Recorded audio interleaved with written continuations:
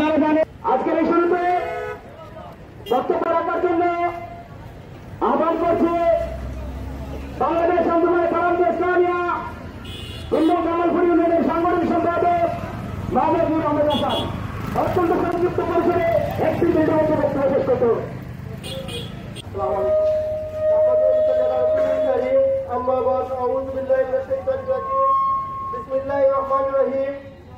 বাংলাদেশ আন্দোলনে কালামে ইসলামিয়া ও লতিফিয়া ইসলামিয়া মহিলা পরিষদ কর্তৃক আয়োজিত আজকের বিপুল সমাবেশে উপস্থিত সকল সংগঠনের দায়িত্বশীল ও সাধারণ মুসলমান ভাইদেরকে যারা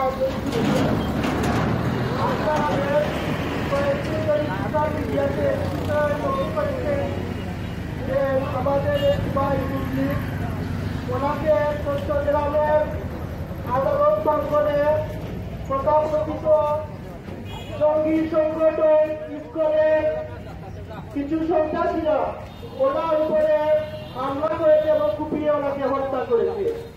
আমরা তার তীব্র নিন্দা প্রতিবাদ জানাই।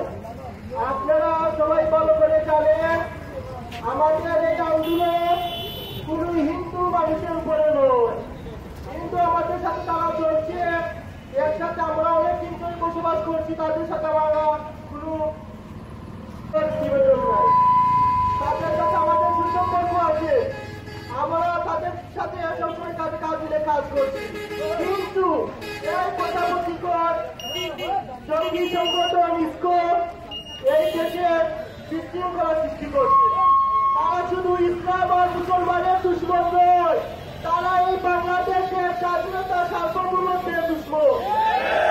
তারা এই বাংলাদেশের স্বাধীনতাকে তারা বিশ্বাস করে না, তারা বাংলাদেশকে ভারত বানাতে চায়। আমরা তাদের হাত ভেঙে তিনটা টুকরা করে ফেলবো।